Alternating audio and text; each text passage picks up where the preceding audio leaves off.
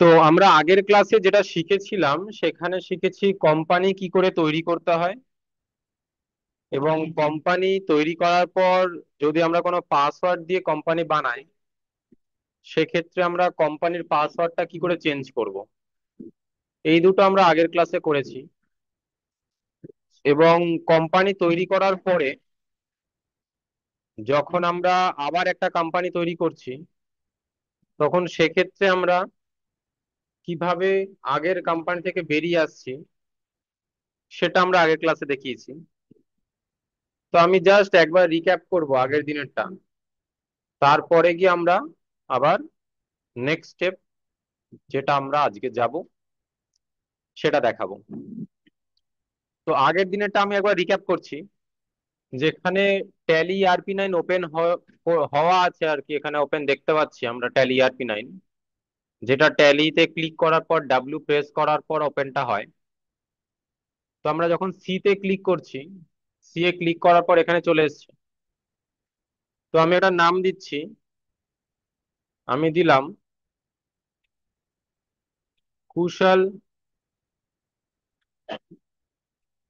কুশল food centre. Address দিলাম নয়ডা, দিল্লি। একটা pin code দিলাম, স্টেট দিল্লি হবে। পিনকোড, সেম পিনকোডটা আমরা আবার এন্টার করলাম। ফোন নাম্বার যা হোক একটা কিছু দিয়ে দিলাম। ইমেল আইডি দিচ্ছি কুশল fc@gmail.com। ওয়েবসাইট দিলাম ফুড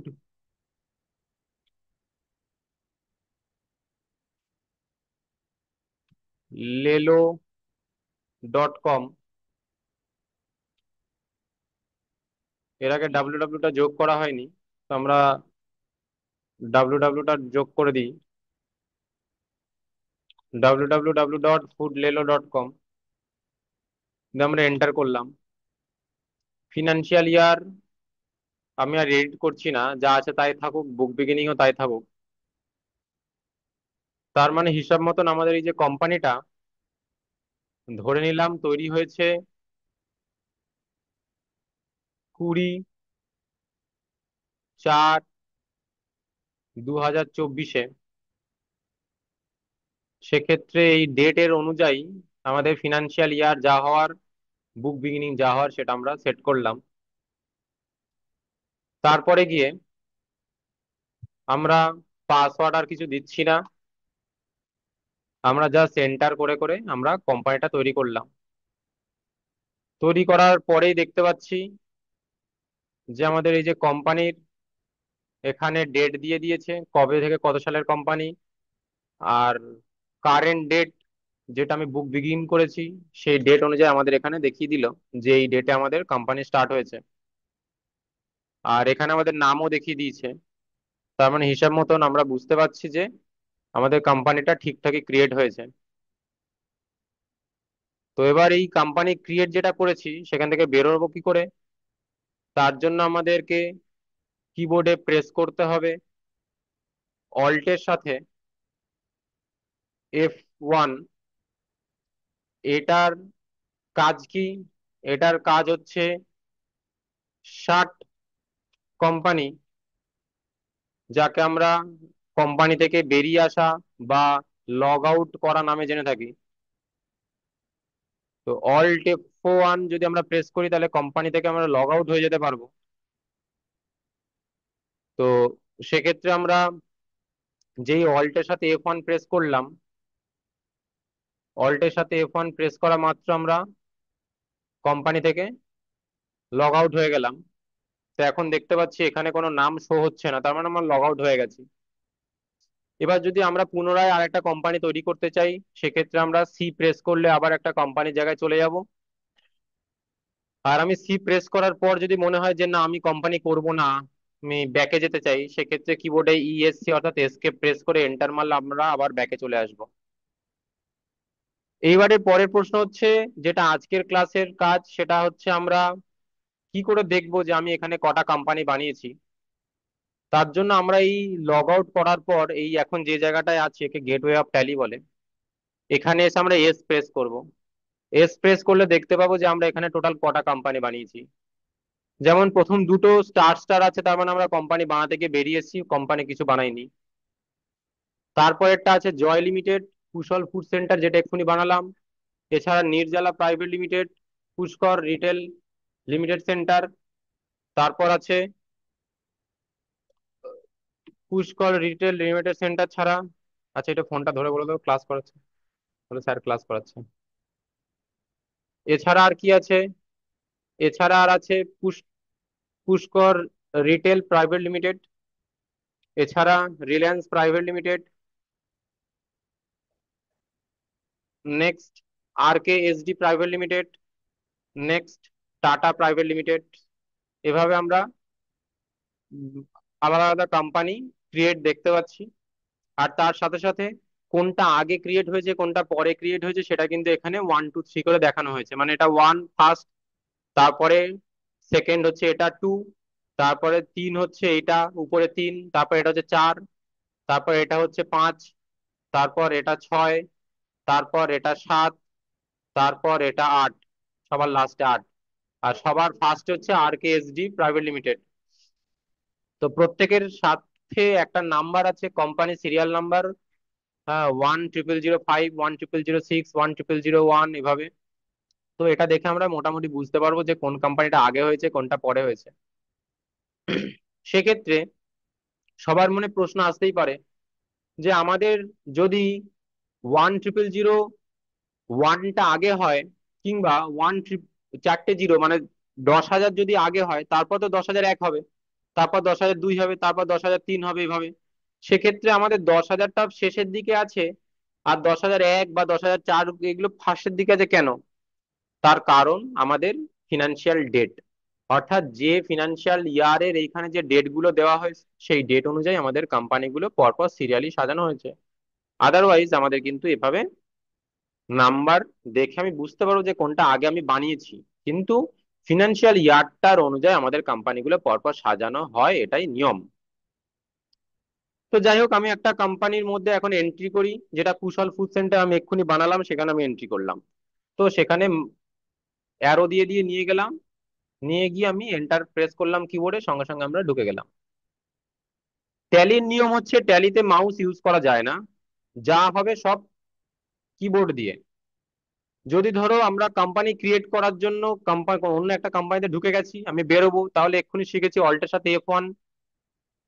যদি মনে হয় কোম্পানি ক্রিয়েটে ঢুকবো, সি। যদি মনে হয় আমি কিছু লেখার পর এন্টার করে দিয়েছি, তারপর মনে পড়েছে যে আগেরটাতে আমি কিন্তু ভুল করেছি, তাহলে আমি কি করব? তাহলে ব্যাক স্পেস, তাহলে আগেরটায় চলে যাব। যদি মনে হয় আমি এখানে কোনো জিনিসকে এডিট করব, তাহলে আমি কিবোর্ডে অ্যারো কি ইউজ করে আমি সেখান থেকে মুছে এডিট করতে পারবো। যদি মনে হয় আমি কোনো জায়গায় বেশি চলে গেছে, আমি পিছনে আসবো, তার জন্য আমি ব্যাক স্পেস, অর্থাৎ মাউসের কোনো কিন্তু কাজ নেই। যদি মনে হয় আমি এখান থেকে বেরিয়ে যেতে চাই, তাহলে কিবোর্ডে এসকেপ, এসকেপ, এন্টার, তাহলে আমি বেরিয়ে আসলাম। তো মোটামুটি আমরা দেখলাম কি করে কোম্পানি দেখতে পাই, অর্থাৎ কি কি কোম্পানি তৈরি করেছি বা কি করে বেরিয়ে আসতে পারি, সেইগুলো আমরা মোটামুটি আজকে দেখলাম। নেক্সট আমাদের যেটা দেখবো সেটা হচ্ছে ক্রিয়েট হয়ে থাকা কোম্পানিকে কি করে ডিলিট করব। অর্থাৎ আজকের ক্লাসে নতুন যে টপিক সেটা হচ্ছে ক্রিয়েট হওয়া কোম্পানিকে কি করে ডিলিট করব। তো ক্রিয়েট হওয়া কোম্পানি আমরা খুঁজে পাবো কোথায়? তার জন্য আমরা সিলেক্ট কোম্পানিতে যাব, অর্থাৎ এস যেটা বলছি। সিলেক্ট কোম্পানিতে যাওয়ার পর সাপোজ দ্যাট আমি এখন জয় লিমিটেডটাকে ডিলিট করতে চাই, তাহলে জয় লিমিটেডের কাছে এটা নিয়ে গেলাম, অ্যারোটা নিয়ে গেলাম, কিবোর্ডের আপ ডাউন যে অ্যারোটা হয় সেটা ইউজ করে এন্টার প্রেস করলাম, করার সঙ্গে সঙ্গে জয়ের কোম্পানিটা খুলে গেল। এবার আমাকে কি করতে হবে? এবার আমাকে করতে হবে অল্টের সাথে F3, এটা মাথায় রাখবে। কোম্পানি ডিলিট করা কিংবা কোম্পানির মধ্যে কিছু মডিফিকেশন করার জন্য আমাকে প্রেস করতে হবে ALT+F3, যার পুরো নাম হচ্ছে modify company details, modify company details, সেটা হচ্ছে অল্টের সাথে F3। তো আমরা যেই কিবোর্ডে অল্টের সাথে F3টা প্রেস করব, সঙ্গে সঙ্গে আমরা ওই মডিফাই জায়গায় চলে যাব। যাওয়ার পরে আমাদেরকে প্রেস করতে হবে তারপর এন্টার। তার মানে আমরা কি করলাম, স্টেপটা যদি আমরা পরীক্ষায় আসে তাহলে তা লিখতে হবে। তাহলে কি লিখবো? তাহলে স্টেপটা হচ্ছে অল্ট প্লাস F3। এটা করার পর আমাদেরকে করতে হবে এ, এটা করার পর আমাদেরকে করতে হবে এন্টার। এটা যদি আমরা পরপর করতে থাকি তাহলে আমরা এই জায়গায় চলে আসব। এখানে আসার পর যদি কারোর মনে হয় কোনো ডিটেলসকে মডিফাই করবো, তাহলে এন্টার করে করে সেই ডিটেলসটাকে সে মডিফাই করতে পারে। যদি মনে হয় কোনো কিছু এন্টার মডিফাই করবো, তাহলে এন্টার করলাম, করে মোবাইল নাম্বারটা আমি চেঞ্জ করে দিলাম, সাপোজ কিছু একটা অন্য কিছু, বা আমি ওয়েবসাইটটাকে চেঞ্জ করে দিলাম, বা ওয়েবসাইটটাকে মুছে দিলাম পুরো সমস্ত কিছু। মোছার জন্য ডিলিট প্রেস করতে হয়, ব্যাকস্পেস নয়, এটা মাথায় রাখবে সবাই। দিয়ে আমরা মডিফাই করতে পারবো। এবার যদি মনে হয় আমি ডিলিট করব, তাহলে ডিলিট করার জন্য সবার প্রথম তোমাদেরকে এই জায়গায় আসতে হবে, যে জায়গায় আমি এখন দাঁড়িয়ে আছি, অর্থাৎ মডিফাইয়ের এই প্যানেলটা। এখানে আসার পর আমাদেরকে প্রেস করতে হবে অল্টের সাথে ডি। তাহলে ডিলিট করার শর্টকাটটা কি আছে?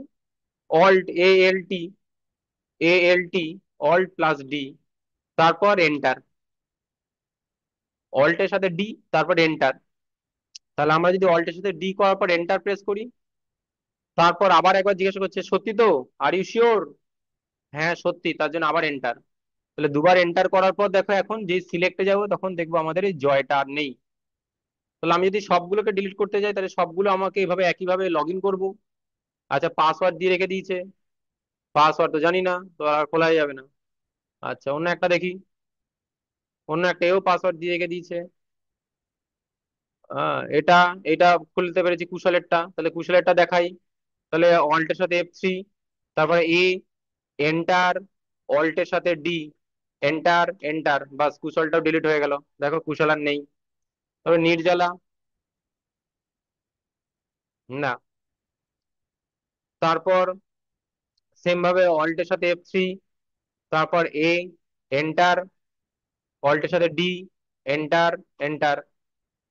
আবার সিলেক্ট কোম্পানিতে গেলাম, গিয়ে আবার অন্য একটা কোম্পানিতে গেলাম, গিয়ে অল্টের সাথে F3, তারপর এন্টার, অল্টের সাথে ডি, এন্টার এন্টার।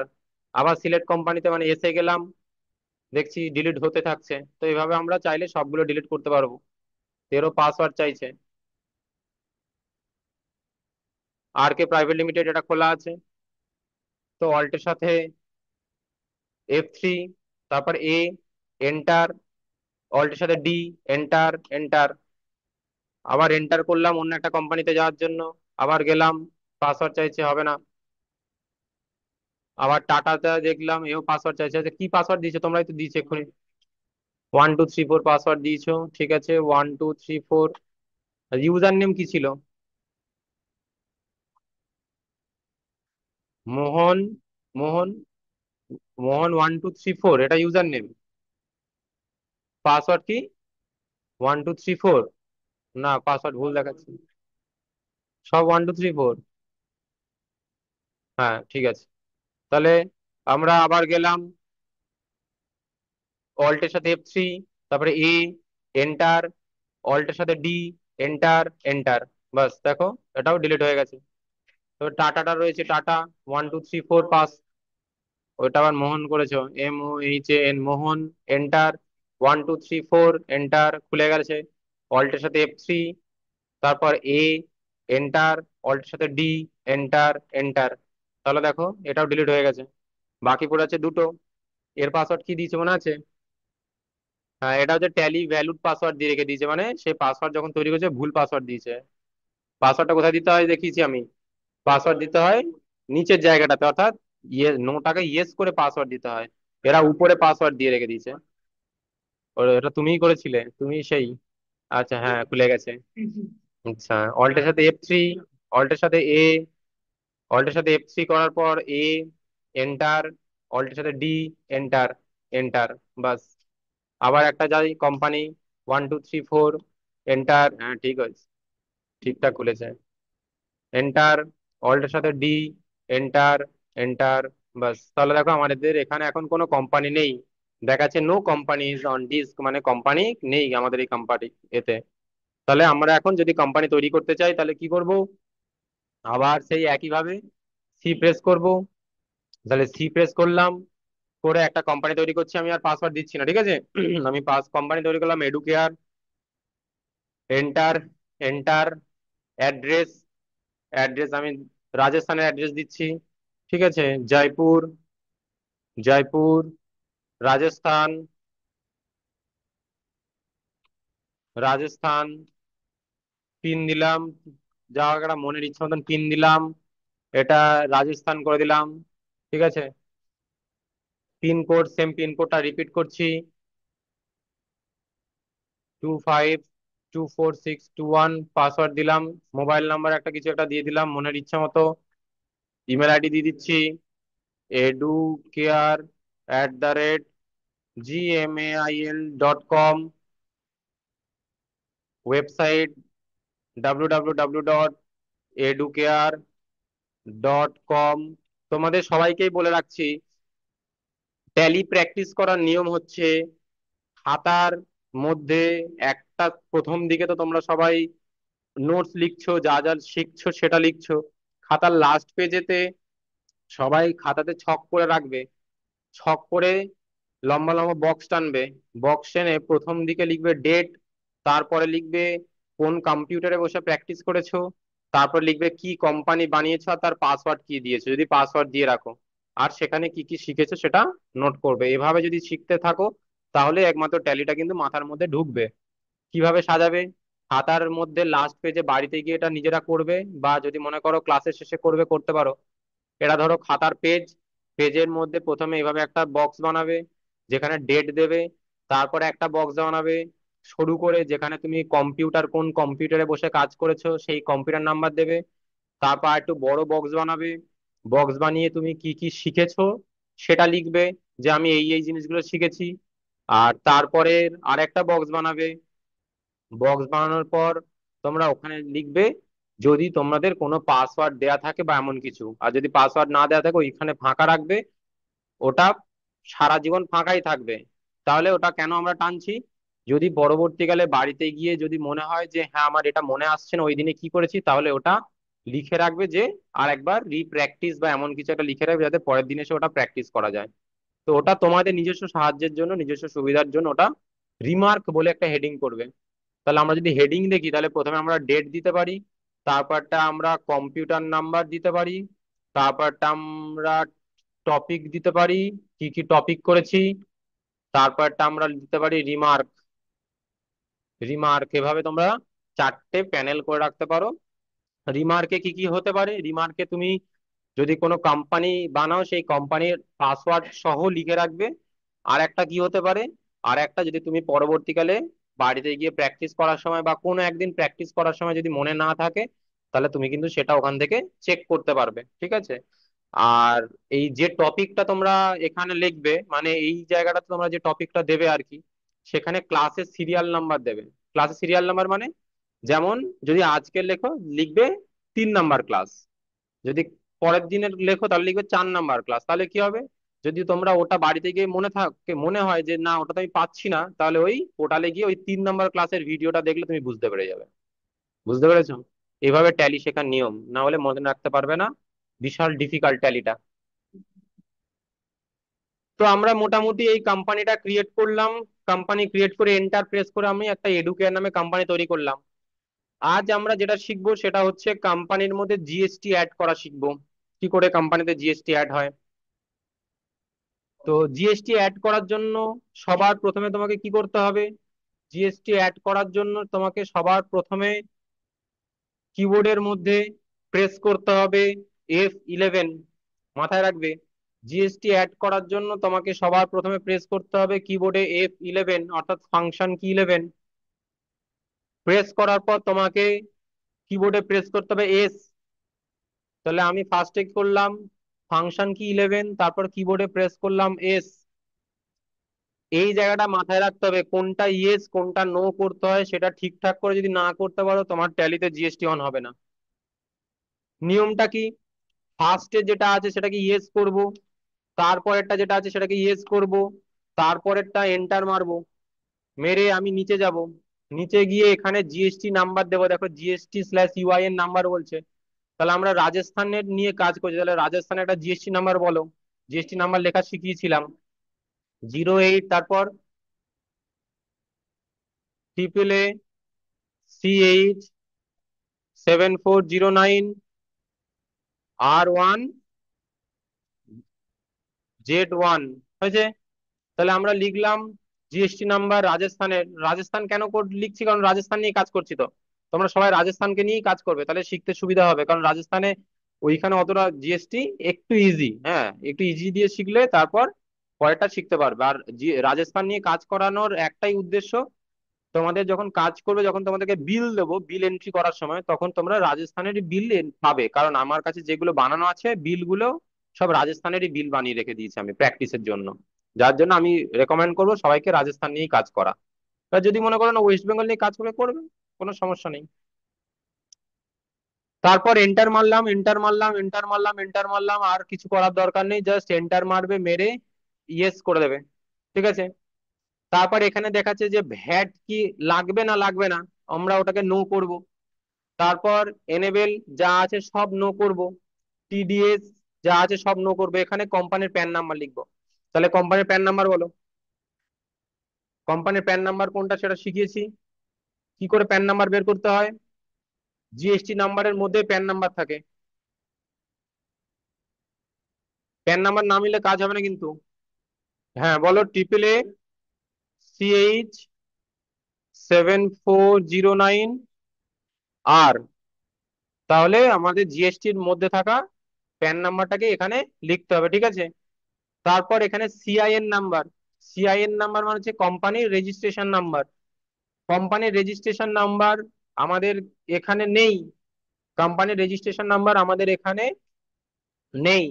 তো সেক্ষেত্রে আমরা রেজিস্ট্রেশন নাম্বার কি করে দেব, যখন তোমরা অ্যাকচুয়াল ফিল্ডে কাজ করবে তখন তোমাদের রেজিস্ট্রেশন নাম্বার থাকবে, সেই সময় তোমরা রেজিস্ট্রেশন নাম্বারটা ইউজ করতে পারবে। আপাতত তোমাদের রেজিস্ট্রেশন নাম্বারটা লিখবে কি করে, ইউ দিয়ে, ফার্স্টে লিখতে হবে ইউ, দিয়ে তারপর তোমাদের জিএসটি নাম্বারটা লিখে ফেলতে হবে। ঠিক আছে, তাহলে জিএসটি নাম্বারটা আরেকবার বলো। 08AAA/7409R1Z1। তাহলে আমরা কোম্পানির আইডেন্টিটি নাম্বারটা ওই জিএসটি নাম্বারটাই লিখলাম, জাস্ট আগে ইউটা বসালাম, বোঝা গেছে। কিন্তু তোমরা যখন আসল ফিল্ডে গিয়ে কাজ করবে তখন তোমাদের দেখবে জিএসটি নাম্বার আর রেজিস্ট্রেশন নাম্বার দুটো আলাদা।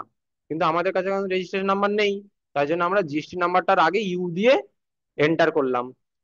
এন্টার করার পর বলছে যে তুমি কি সব ঠিকঠাক লিখেছো। আমি যদি বলি হ্যাঁ, তাহলে আমাকে করতে হবে কি, এন্টার। তাহলে যেই এন্টার করব আমাদের কোম্পানিতে জিএসটি চালু হয়ে গেল। এবার আমি যা করব সঙ্গে সঙ্গে আমাদের সেই জিএসটি গুলো কাজ করা শুরু হয়ে যাবে। ঠিক আছে। নেক্সট জিএসটি অন করার পর আমরা এ প্রেস করবো। এ, এ কেন, এবার অ্যাকাউন্ট সেটিং করতে হবে। অ্যাকাউন্ট সেটিং এর সময় মাথায় রাখতে হবে ফার্স্টে কি দিয়েছে দেখো, ফার্স্টে দিয়েছে মেনটেন অ্যাকাউন্ট অনলি, তার মানে আমরা এই ট্যালির মধ্যে দিয়ে শুধু অ্যাকাউন্টটাকে মেনটেন করব। তাহলে এটা সবসময় নো থাকবে, কারণ অ্যাকাউন্টের সাথে সাথে বিলও বানাতে হবে। তারপর এন্টার যা আছে, জাস্ট আমরা enable multi currency, multi currency মানে আমাদের দেশ বিদেশেও বেচা কেনা হয়, তাহলে আমরা এখানে নো রাখবো। ঠিক আছে। তারপর কি দিয়েছে, মেনটেন বিল উইথ ডিটেলস, অর্থাৎ আমরা ফার্স্টে যদি 1 নাম্বার বিল তৈরি করি তারপরটা অটোমেটিক 2 নাম্বার হবে, তাহলে এটা ইয়েস রাখতে দেবো। তারপরে দিয়েছে অ্যাক্টিভ ইন্টারেস্ট ক্যালকুলেটর, যদি তুমি ইন্টারেস্টে মাল বেচো, অর্থাৎ যদি তোমার দোকানে ইএমআই সিস্টেম থাকে তখন এটাকে ইয়েস করতে হবে, আদারওয়াইজ এটাকে আমরা নো করব, কারণ আমরা এখন ইএমআই তে বিল বানানো শিখবো না। তারপরে দিয়েছে মেনটেন পে রোল, এটাকে ইয়েস করতে হবে। ঠিক আছে। তারপর দিয়েছে মেনটেন কস্ট কারেন্ট, এটা যা আছে তাই থাকবে, কোনো সমস্যা নেই। এনেবেল ইনভয়েস ইয়েস থাকবে, রেকর্ড পারচেস ইনভয়েস ইয়েস থাকবে। তারপর মেনটেন বাজেট কন্ট্রোল, নো আছে, নো থাকবে। এনেবেল চেক প্রিন্টিং ইয়েস থাকবে। Set alter transaction type, yes থাকবে অল্টার ট্রানজাকশন টাইপ। ঠিক আছে, মানে তুমি কিসের ট্রানজাকশন করতে চাও সেটাকে তোমাকে সিলেক্ট করাতে হবে। তুমি যদি মনে করো আমি এটিএম এ করতে চাই, তাহলে এটিএম এ ইয়েস করবে। যদি মনে হয় এটিএম এ করবো না, তাহলে এটিএম এ তুমি নো করতে হবে। ঠিক আছে, তুমি যদি মনে হয় ক্যাশে করবে, তাহলে ক্যাশে ইয়েস করতে হবে, ইয়েস করা আছে। কার্ডে যদি করতে চাও, তাহলে কার্ডে ইয়েস করবে, হ্যাঁ আমার এখানে কার্ডে পেমেন্ট নেওয়া হয়। তারপর ইএস এইসব পেমেন্ট হয় না। ট্রান্সফার ফান্ডিং মানে অনলাইন ট্রানজাকশনটাকে ই ফান্ড বলে, এগুলো হবে। আদার্স ফান্ডিংটা ইয়েস হবে। তাহলে আমরা কোনটা কোনটা ইয়েস করলাম মনে রাখবে তো? কোনটা কোনটা ইয়েস করলাম? এটাকে ইয়েস করলাম, চেকটাকে ইয়েস করলাম, কার্ডে ইয়েস করলাম, আদার ফান্ডটাকে ইয়েস করলাম, আর লাস্টের আদার্সটাকে ইয়েস করলাম। মাথায় রাখতে হবে এগুলো, ভুলভাল করলে কাজ করা যাবে না। ঠিক আছে, তারপরে আমরা জাস্ট এন্টার প্রেস করে দেবো। তারপর আমরা জাস্ট এন্টার প্রেস করবো, ওকে।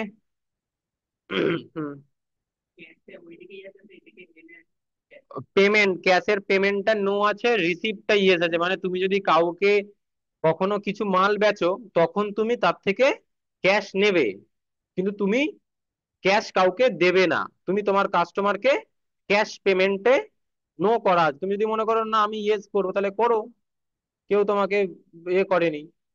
তো এটা নো, এটা ইয়েস, এটা ইয়েস, এটা ইয়েস আছে। এইখানে দেখো আমাদের এটা ডিফল্ট সেটিং, হ্যাঁ ওটা হবে না।